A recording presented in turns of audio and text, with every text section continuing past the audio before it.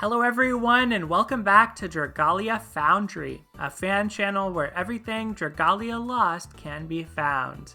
This video is a gameplay showcase where I will be clearing in single player all of the Expert High Dragon trials, 4 out of 5 of the Master High Dragon trials, and auto-battling the 3 easier Agito trials that I am able to do. So I decided to make this video as soloing or clearing in single player has been something I've been really enjoying in the game lately, especially as there's not a lot of other challenging content around. This has been a really interesting period for the community. I've been following a lot of the conversation around the game's difficulty and what that means to different types of players, and I honestly don't have much of a hot take to add to that conversation except to check in and say that I'm pretty content with how things are right now. The game delivers in a lot of different ways and means different things to different players, but for me, some of the things that I've always looked for in Dragalia Lost are a sense of challenge, a sense of community, a sense of comfort, but also a sense of completion. And so I feel like in the area of comfort and completion, the game is pretty satisfying right now. I really like collecting the various weapons, even if there's not a purpose to having them. I just enjoy it. I like getting the cosmetics. I like summoning for characters. I think a lot of the new units have been really cool. The older units have gotten powered up in ways that just makes me feel good and like playing the game. I feel like the convenience factor of the game is higher than ever when it comes to things like auto battle. It's just a lot easier to treat this as a mobile game, and that's something I appreciate in terms of comfort. And I would say when it comes to challenge and the community aspect of the game, though, that is where things have maybe dropped off a little bit for me. But with all things, I think that there's kind of an ebb and flow, there's a pendulum, and so right now we're at a bit of a content drought. And so it's things like these solos that keep me engaged and small projects like building out more High Dragon weapons, because that is something I enjoy doing. So I hope that if you're having a lapse with Dragalia, you find some solace in thinking about what may come in the future, and hopefully some of the things that Okada shared with us actually turn out to be pretty cool, like the new event types. I will say event balancing has been on the easier side, so that is one I would like to see tuned up a little bit. But anyway, that's enough musing for today. This is going to be a pretty casual video. We're going to get into the gameplay now, but I want to advise you that I am definitely not a pro or expert player when it comes to action elements, and so Okada's message really resonates with me a lot about making the game easier to play as an RPG and a phone game, maybe focusing a little bit more on your team comps and your gear, and a little bit less purely on the action elements. So I'm starting us off with Expert High Jupiter's trial, and I've intentionally geared down my team here as I kind of want to talk through some of the AI manipulation and mechanics in this trial, and I think this is probably one of the easier solos to do. So I'm only using a Chimera Tech Tier 2 weapon with no unbinds on all my characters, which means this fight's going to last quite a while. One of the first things that I wanted to share with y'all about manipulating the AI is knowing how to draw them away from the boss. You can see right now there's a target reticle under Jupiter, but when that Fulgur happened, I tried to move far enough away that that target reticle disappeared. When that happens, your AI will start to run away from the boss rather than trying to continue attacking it. That's kind of like the fundamental thing about doing these solos or single player clears. You have to be able to draw your AI away at key moments in order to make sure that they survive. Now, I've seen a lot of criticism of the AI in Dragalia Lost, and I think some of it's fair, but I also think I often see that from players who, I don't know if maybe they just don't understand how to make the AI behave how they want to. And so I think one of the first lessons for sure is if you are targeting an enemy, your AI are going to attack the enemy, and they won't be as good at dodging because they might get locked in, say, a skill animation. So at this point in the fight, It's also a lot about knowing when to throw out iframes, knowing what the sequence of the fight is, and a lot of this can be learned by trial and error. Especially if you're somebody who's played this fight before in a co-op situation, you probably know some of the patterns that come out, and you want to manipulate your lead character to hopefully move your AI into safe positions, or at a minimum, not drop things like these bolt barrages on top of them. So High Jupiter's HP is getting pretty low now, but we're getting to a dangerous portion of the fight for our AI companions. One thing you'll note here is that I did want to go with 3 ranged characters and 1 melee. That is intentional, it just gives me a little bit more space and I have fewer melee overlapping, which is kind of important at the beginning for shocking spark, that spark circle around my lead character, as I don't want that to overlap between my lead and the AI. Luckily, we are able to break there and deal with the boss at this point without Heinwald over there getting too destroyed by that electro ball or electrosphere. And that pretty much concluded the fight. So a lot is happening, to be sure. We're going to take a look at High Midgardsormr's trial next for expert difficulty. That's another one that I'm going to show off a longer fight. And then as we get into the other trials, we'll rely on more aggressive strategies. But I think that there's a sense of challenge and a sense of progression as you attempt these solo clears, because you can sort of feel yourself getting further and further in the fight, and that is something that I really enjoy. It also helps if you know a lot of the different roles that various units play in the fight, and in my opinion, soloing tends to be a lot easier if you have to switch between units very few times.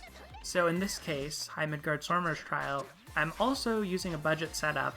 I'm using Chimera Tech Tier 2 weapons, however, the ones on my ranged characters are max unbound, and that's mainly for the HP so that they can easily survive the initial blast. You saw that I started as Lowen in order to cast his skills to make everyone survive the initial blast, and now I've switched to Mikoto, and this is honestly just a really good test of your abilities to bait and play that melee role in High Midgardsormr's trial. One of the differences, though, is you can see there, you have to take care of those AI. So instead of leaving them close to the purple Tempest attack, I intentionally tried to move them back. I used the helper there to drop that purple AoE. That was not really intentional, that's a little bit of an advanced technique, but if you time your helper at the right time, you can leave purple and red AoEs in a spot like that. But ultimately here, what I'm trying to do is actually keep Midgard in the corner. And this differs a little bit than co-op baiting, because in co-op it usually gives your teammates more room if you put Midgard in the middle of the map. But the thing is, in order to pull AI off of targeting Midgard, you need a good amount of runway. You need to actually be able to run a fair distance away, and if he's right in the middle, you're not going to be able to easily pull away your AI without getting to the very edge of the map. So you can see there I had a pretty easy time, a wide triangle area that was a safe zone. And even though I'm getting hit by some of the attacks here, it doesn't really matter a whole lot, especially as I have Lowen on my team. Basically, I just want to protect my AI from getting damaged, if at all possible. So trying to cast skills when the enemy is using a move that could potentially damage them is also very important. Whenever you have iframes up, you're going to be iframing for your team. Unless it's something like a purple move that you can't iframe, in that case it's a little bit more of a crapshoot, but even then, sometimes throwing up those iframes can feel valuable. I really can't vouch for sure whether that's the case, but it does sort of feel like it helps. But generally, you want to save your skills. That was actually pretty bad, having broken him right in the middle there and not baited him anywhere else. But we're not panicking here, we're going to recover, and luckily, because of Lowen, I have enough HP that one of my ranged characters was able to tank that 8-way. I'm breaking slower than I'm used to because of the Chimera Tech weapons, and so I definitely didn't really plan that particular 8-way very well. But it's all good. We're coming back here, and I haven't used my dragon because I want to save my dragon. I know a red marker is coming up, and I don't want to share that with my AI because it's during a hectic section of the fight. So I pull away there again just to keep them safe. Just like with High Jupiter, this one is a lot easier if you are running 3 ranged and 1 melee. It really makes the fight a lot easier to manage. Melee AI are just harder to pull away in general. They tend to just keep attacking the enemy that they're on. And ranged already start at a distance, so when you start to run away, they kind of have a head start in running away, which is pretty convenient. This is the point where I mentioned I had saved my dragon, as normally when I'm soloing this, I don't even get to this point. But yeah, luckily the iframes on the dragon skill and transformation seem to have mostly protected my team. Obviously Lowen got stunned there, but ultimately the damage wasn't high enough from those gales to cause any real harm. And here, got a little greedy, you know, pulled back a little bit late for sure, thinking that we could just get the clear, but it ended up being a couple hits later than that, and that's pretty much it for Expert High Midgard. Want that melee, want to keep practicing as them and have your 3 ranged, and just pull away when 8 waves are happening.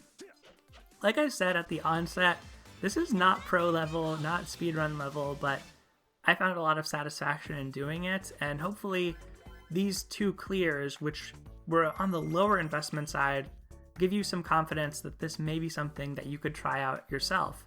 The reason I really got into this was because I finished my dojos, and Imperial Onslaught used to be my sink for all my excess stamina, since you always needed those insignias to level up your dojos. But once I had max leveled my dojos, I kind of ran out of things to do with my stamina, and I decided at that time to start trying to solo, and I started with Expert High Midgardsormr there. Nowadays, with the power of Agito weapons, I would say High Jupiter is a little bit easier than High Midgardsormr, but High Midgardsormr is still one of the best starting points, and both of those fights will teach you a lot about the AI mechanics. Now I'm into High Brunhilda's trial, and this is where we are really starting to push the power. So at this point, my teams are basically maxed out, except where I'm using tier 2 high dragon weapons, they don't necessarily have unbinds. But the reason that I've maxed out my team now is because a lot of the more annoying mechanics in these expert fights require you to have DPS, or at least it's very helpful to have DPS, to be able to break in a timely fashion. And so in High Brunhilda's case, what I really wanted to be able to achieve here was to break before the Hellfire started. Because in solo or single player clears of High Brunhilda's trial, you only get 1 volcano to protect you from all 4 Hellfires. So by breaking there and canceling the Hellfire phase, we were pretty much safe, and our AR safe. We were able to deal a ton of damage during break, even though on Expert you can't bog HBH. And just like that, we wrapped up the fight. So this is not one that I like to solo all the time, as I do feel like my team is just on the edge of whether it has that burst or not. I also don't really have a lot of need for Flame Tails right now. But still, this was a pretty fun one to attempt. I really had never attempted this before. And again, that burst DPS really helps. I think if you're going to sit through the Hellfire phase, there are strategies to do that, but you're going to want a healer or a lot of defensive capabilities. And same thing with Expert High Mercury's trial. When you think about the mechanics that can really screw you up here, the first one is the whirlpools, which throw huge hitboxes all over the arena, and they're hitboxes that the AI doesn't detect or respond to. And the second thing is the waterfall, where you have to position your AI characters within those bubbles in order to keep them alive. So ultimately, my goal here is actually to break before the waterfall even happens, so that I don't have to worry about that positioning. It's totally possible, it's definitely doable to do that and deal with the positioning, but it's a lot harder than I think it's worth for going for these solo type clears. You can see there that I got lucky with the pattern, and I baited down, which is kind of unusual. The reason I did that here is I wanted to keep my DPS high enough to be able to break in time, and actually ran out of Noel or Tobias helpers, so I had to use a regular Elisand helper. So I know my DPS is kind of on borderline, having tested this a few times, and I was willing to take a gamble baiting down. But luckily we were able to break, cancel the waterfall, and now we're able to do a lot of damage at break. This next part is also pretty hard because you're going to get an aqueous prison followed by a homing water sphere. What I decided to do, rather than try get cute here and dragon to tank the homing bubble, is just play it safe. I just decided, you know what, I'm just going to lead my whole team away. I don't need to be doing damage right now to High Mercury. I just need to get back in there, start charging my skills so I have iframes available. You may not have noticed at the beginning of the fight, or maybe you did, but I was holding skills to always use skills when High Mercury was doing an annoying move. And here I kind of improvised. I decided I know that top corner is a safe spot, but I need to bring everybody in because they're not going to be safe out in the wild. The alternative I could have taken would be to try run everyone down the map to a safe spot so they lost aggro. But because they still had aggro on the boss, I had to roll them up manually to avoid them using a skill and accidentally going into a whirlpool area. At this point, I've iframed those 3 Spitfires. I'm able to shapeshift, and I use that shapeshift to iframe the 3rd one, and we were able to clear in time. So, not my most consistent solo for sure. This is one that I honestly love to play in co-op. I feel like expert High Mercury pubs are pretty solid and low stress. One of the nice things about doing single player content, and this is one of the reasons I've always loved facility events, is that there is less stress, there's less competitiveness. You're not necessarily dealing with people who get angry or get upset or yeet you out of your pub lobby because you failed to run. It ultimately just comes down to yourself, so that is kind of enjoyable. Now we're looking at Expert High Zodiark, and this one took me a while to wrap my brain around, but ultimately Grace ended up being pretty awesome here. So the mechanics that make this fight hard are the poison spits that High Zodiark throws out, and the dashes that he does across the map. The great thing about Grace is she can kind of let you ignore these mechanics to a large degree. Normally, at this beginning phase of the fight, it would be very helpful to have a combination of ranged and melee, and switch between your melee characters to bait the first 2 spits in different directions. But thanks to Grace's presence here, we can actually kind of just ignore the spit altogether because the chip damage from it gets blocked by her shield pretty easily.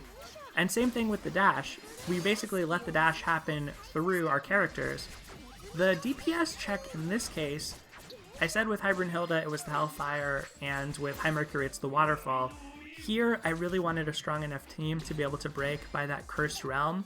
It's not the end of the world if it doesn't happen, so you can always dragon and take one character to do the Cursed Realm, or in my comp I have a healer, so honestly you can probably just body tank it, and that's what I plan to do here. Even though my dragons are full, I don't want to worry about switching to that one character, trying to position 3 AI out of the AoE, and deal with that mess. So I decided I'm just going to body tank it. And similarly with this dash section, you can try spin Zodiark in a circle while leaving your melee to deal damage. Honestly, I just don't want to worry about it, but when I see Grace cast her skill there, I know I'm safe, I know I have a life shield up, and I can start tanking the dashes and just dealing as much damage as possible. So at this point, we're dealing damage. Luckily, we had that life shield there to protect us from that purple. That's definitely one I meant to bait toward the wall with Mitsuhide, but it didn't work. And now, the damage is low enough that I really want to try clear quickly, but got a little bit overeager there, didn't necessarily plan around the cages here super well, but luckily Life Shield's going to keep us alive just long enough to where we can shapeshift. We don't want to deal with this lantern phase, it's too much of a pain, and we had the DPS to break there and clear. It does really help to build up weapons to be able to do this, and so luckily with High Jupiter being one of the easier experts to get into, it's not too bad to build up light weapons. And it's actually super helpful for Zodiark right now because it's so hard to find good players or any players in public lobbies for this fight. If you're still working on your Shadow Fafnir or want Zodiark unbinds, this is probably one of your easier methods to get it done. So now we've moved into the master clears, and I'm just going to level with you. The 4 clears I am doing use Hawk. I know that Hawk is a controversial character that's triggered some players, but what I want to let you know is that I don't think Hawk is necessarily that advantageous or that good of a choice if you're actually trying to farm. It's very good for these flashy clears with a lot of burst damage, and if you just want to do your weeklies this way or something like that, it's not bad. But you have to remember that Hawk only has a 60% success rate to actually stun the initial blast in these high dragon trials. So that inherently means 40% of your runs are going to fail, which may or may not be better than your pub clear rate or your solo clear rate with other teams. High Jupiter's trial happens to be one on Master where there's a large variety of teams that can solo this. And so if you have any powerful shadow characters with Agito weapons, it's very likely you have some type of comp, especially if you have Mana Spiral ones that can solo. In my case, I happen to have Hawk built up, and this is the strategy that I'm most familiar with and most comfortable with. I'm still being careful here about my iframes. I wasn't able to clear quite during break, but ultimately I just want to make sure nobody dies, and it was really over in a flash. With Hawk, it can go very quickly, and if you're soloing with other types of teams, these fights can last long, and your tactics have to be more like the expert tactics that I showed for High Midgard and High Jupiter, where it can be lengthy, but even then, High Jupiter's tends to be one of the fastest and easiest, so this is a good way to assemble a light team that you could put to use against, say, High Zodiark. With the Master Trials, the one that can't be stunned by Hawk is High Brunhilda, and so that's the one I'm not able to show off. My water team just isn't that invested to be able to do it, but it's totally doable. I think you could probably do it with off-element characters as well, but with 4 DPS, especially with the new Frostbite characters, you can break pretty early on before any unavoidable damage. In High Midgardsormr's case, similarly to before, we're just starting off by stunning the boss, yeeting out as much damage as possible. We switch to Yuden, who's going to be our bait character, and this is honestly super helpful in this case for me to have Hawk here because I haven't built a lot of flame ranged characters. You saw the ones I used for Expert where I have the Chimera weapons. I don't have stronger weapons for those characters, and for Master, having really strong DPS is very helpful, and ranged is very helpful in High Midgardsormr. So this lets me bring off-element ranged, which is super nice. And I switched to Yuden and actually picked Yuden because I needed to have enough Dragon Gauge there to tank that purple AoE. Since I'm not good at dropping those AoEs with the helper, that's kind of my method. I baited all those spits away from my ranged AI, and now I'm going back in. I see the break. I don't want to get too hasty about things, but I know that it's possible. But those rending blasts have definitely ended me before, so luckily they didn't in that case. And here, I usually don't break this early in public lobbies or in team play, co-op play, so I'm not really sure what High Midgard was going to do right after that. I tried to keep up some skills to give myself options available, and I baited to the wall, which in Master is actually a lot more annoying to deal with because there's 3 tornadoes, but we're able to kind of navigate it. I ran away for Rending Blasts to hopefully keep my AI safe, but at this point, even if just Yuden survives, I think we're good here. Tanked that purple. Luckily, it didn't kill me. I didn't think it would, but it got kind of close. And became a dragon to prepare to tank that, but ultimately we're able to clear before it actually happened. So, High Midgardsormr, High Jupiter, not too bad with these Hawk Shadow comps for sure, but like I said, I don't want you to get the impression that this is a very reliable method. It's totally a cheese method. I get that about it. I know that upsets people, but if you have a legitimate flame team that you've invested in, that is also a perfectly good option to try solo this. It is harder. I would say it's definitely harder because you're going to see more of the fight. but I think that Hawk opens up some pretty interesting strategies, and having had him for a long time, I feel like he may never be relevant in the future. He wasn't relevant in the past. I'm kind of glad he can do something kind of cool right now. So we're going in order of difficulty here, and the next one is High Zodiark. This one also took me a long time to wrap my head around, but once I got Master, it actually, I did Expert after Master. Once I sort of understood Master, it made Expert easier for me. You can see that I'm no longer using a light team. We stun the blast. In this case, it's really not that important to stun the blast if you have sufficient light DPS units. You don't really have to do that because the HP check isn't that high. But I've decided to do that here, and since I no longer have Grace, I decided to pull my whole team away to avoid the spit that comes out, because that kept killing my ranged characters, and I wasn't good enough at switching to them and manually moving them one by one. And likewise, I just kept running until the dash ended. Basically, just those types of mechanics, the AI doesn't tend to do really well at dodging themselves, so you're going to have to intervene, and I prefer to intervene by making them run away rather than switching to them.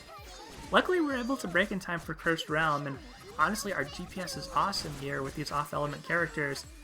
It's kind of a testament to how differently the elements are balanced, that Shadow as an element, many of its characters can do better DPS than on-element characters do. I don't know if that's good or bad. It is what it is. Obviously, Cayenne was balanced in such a way that he's not that hard. We got really, really lucky there. I was trying to get my AI to come to the right side and then walk to the left, but they just luckily dodge rolled the purple, and they do that sometimes. And here, I don't want to deal with the dashes. I wasn't trying to spin him. I was just trying to do what I did in Experts and hopefully avoid getting dashed on by constantly moving, but ended up spinning him, so that worked out as well. I make a decision here, a very sad decision. I see Nefaria there, I could rescue her, but basically at this point, I think it's better to try get out as many casts as possible on my skills with Mitsuhide. I know the clear is within sight, so I sacrificed my 3 ranged teammates and decided, okay, if I shapeshift, I think I can get this off in time. And just like with the Expert clear, cleared around the same point in the fight. So luckily, the Master High Zodiark isn't that much harder, or stats-wise isn't that different than Experts, but nonetheless, that one took me a long time to get the poison and the dashes right. So that was a pretty fun one to work on. I'm not planning on like going back and constantly grinding these or doing these with Hawk, but I might actually do Expert without Hawk, because I think Expert in general is so much more convenient to grind than Master with the normal comps, that just realizing after this experiment and getting into these solos that I could do it made me feel like, okay, I want to keep trying. I see the merit to it. So this is definitely the hardest for me, High Mercury's Trial Master, and I'm gonna just be completely honest, I'm using a completely galaxy brain strategy here. So I struggle a lot with how to do this. I don't have Tobias, I don't have Linyu Mana Spiraled, so I don't necessarily have all the same pieces that everybody has. I have an axe, but it's Valentine's Melody, and I have Hawk, so I decided to try bring my Shadow units, but this is where things get extremely gimmicky. I decided it's better for me to take 2 roulettes. So I had a first roulette on the stun, and then a second one right there on Linyu Helper's Sleep, than to try deal with the Tidal Call. So I stunned the opening blast and then slept the Tidal Call, and now my goal is to break in time for Aquasphere, because that's another mechanic that's going to happen that I don't think I can really protect my AI through without a lot of switching between characters. So if you're not aware, Linyu actually is very similar to Hawk in the respect that she can cause sleep on her first skill with a 50% chance against any high dragon. Hawk is a little better, he has a 60% chance of stun, other than Brunhilda. But Linyu, as a helper, can kind of fulfill that role, letting you use an on-element DPS character. So even if you haven't built Hawk, you can implement a lot of these same strategies with Linyu.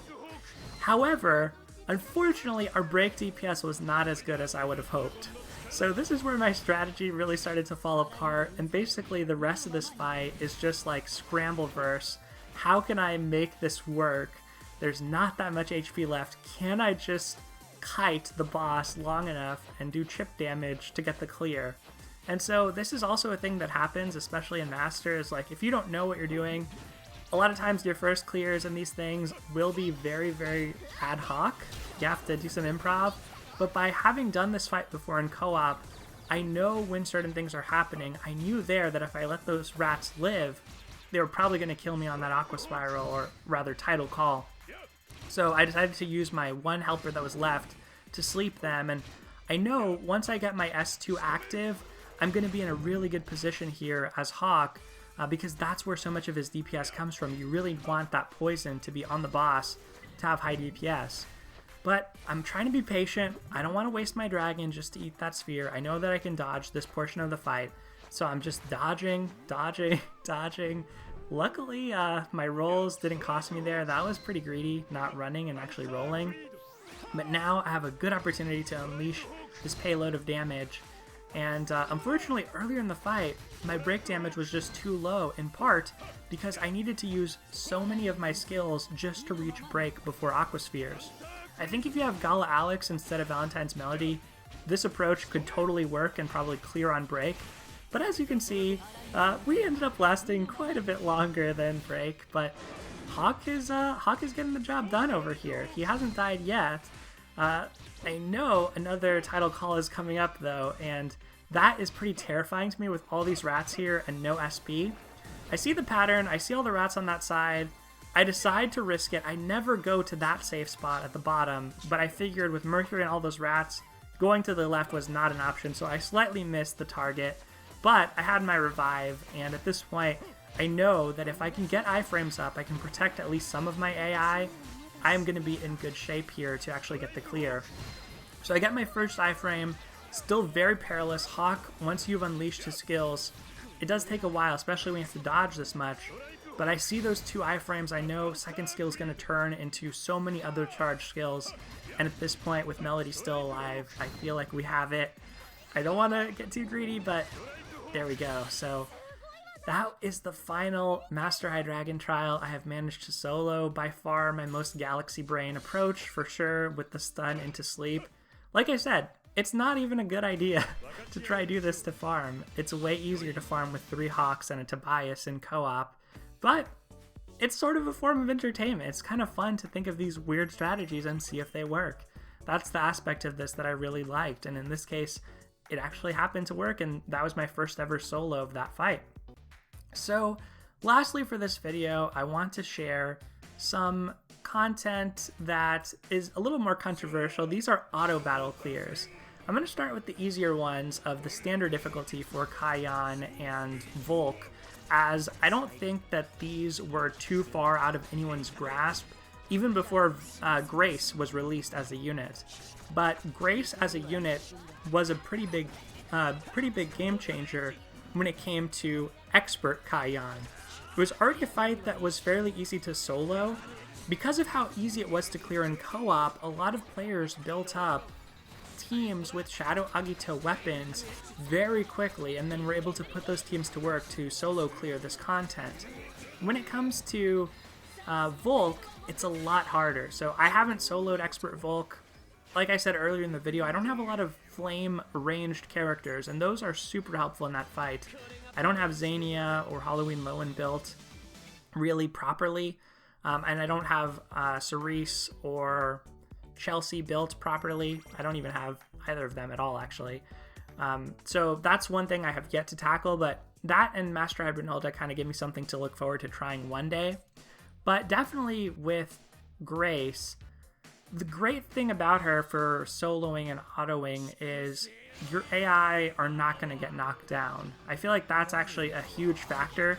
The damage prevention is definitely important, don't get me wrong, but the fact that your skills never get interrupted, as long as she has good uptime on casting those shields out, is huge. You could basically just auto in part because you're not losing so much DPS by getting constantly knocked down.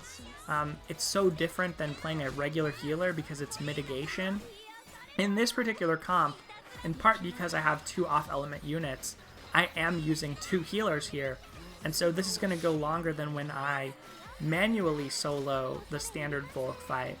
But it honestly doesn't matter. You can see in the resentment, we kind of just let things happen. Eventually Lowen does take damage and get stunned, but there's so much regen happening that he's not really at risk of dying. And even in this portion of the fight with all these bombs, the shields basically protect us more or less, even our off-element characters. So Grace is a super amazing addition for auto teams and for solo play.